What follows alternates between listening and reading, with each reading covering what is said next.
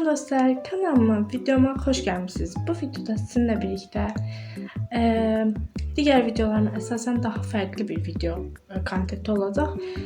Bu videoda böyle sıfırdan riyaziyyat videolar başlamak istəyirəm.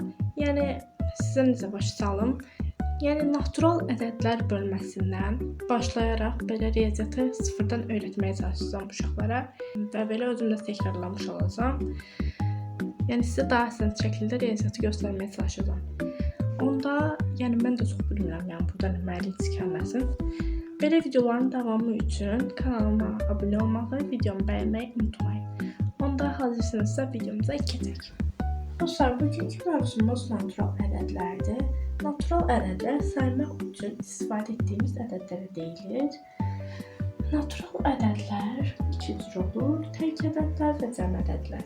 Cəm ədədlər 0, 2, 4, 8, 6 rəqəmləri ilə qutaran ədədlərə deyilir. Tək ədədlər isə 1, 3, 5, 7, 9 rəqəmləri ilə qutaran ədədlərə deyilir. Bizim 10 rəqəmimiz var. Gördüyünüz kimi burada yazılıb.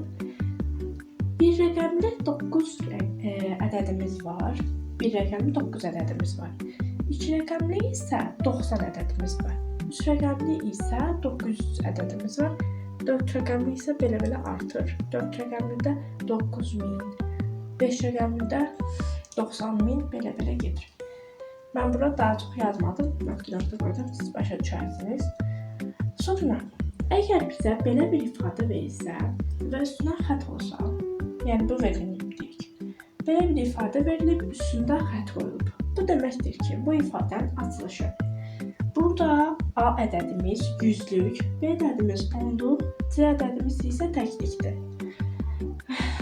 Bunu belə aça bilərik.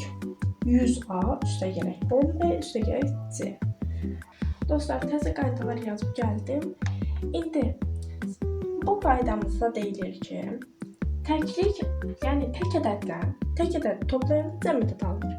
İstəsən siz bunu da özünüz, yəni tək ədəd, 2 dənə tək ədəd götürə bilərsiniz. Məsələn, 5 və 3.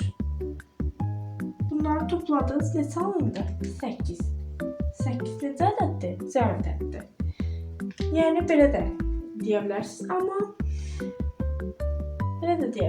amma bu qaydada sizə öyrənmək tövsiyə edirəm. Sonra cəm ədədlə cəm ədədi toplayanda cəm ədəd alınır. Tək ədədlə cəm ədədi toplayanda tək ədəd alınır. İstəyirsinizsə bunu da eləyək. Tək ədədlə cəm ədədi. Bir dənə tək ədəd götürək, məsələn 3. Götürdük tək ədəd 3. Cəm ədədə götürək 2. Bunları toplayanda alınır 5. Bəli. Sonra burada tək ədədlə tək ədədi vuranda tək ədəd alınır.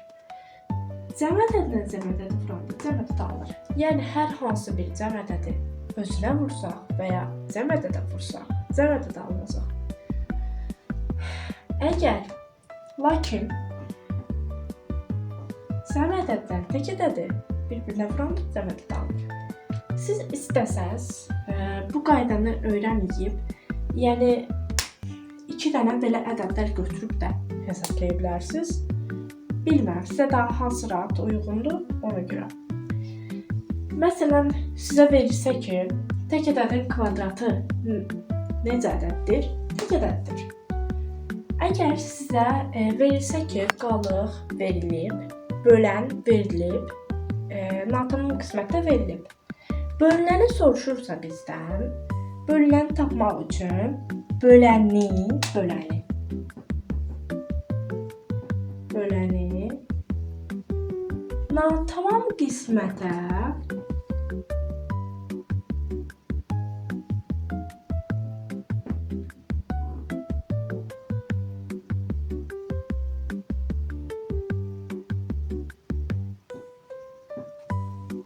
natamam qismətə vurub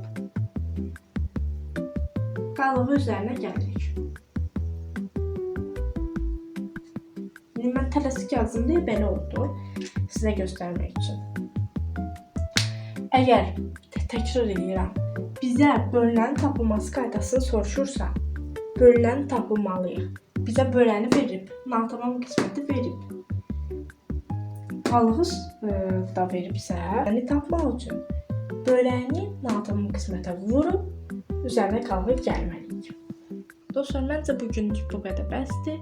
Sizə göstərdiyim buradakı qaydalar əsasən 9-cu sinif toplusunda qabağınıza çıxa bilər. Bugünlük bu qədər. Sizi çox-çoxlu öpürəm. Gələn dərs görüşmək üzrə. Sağ olun.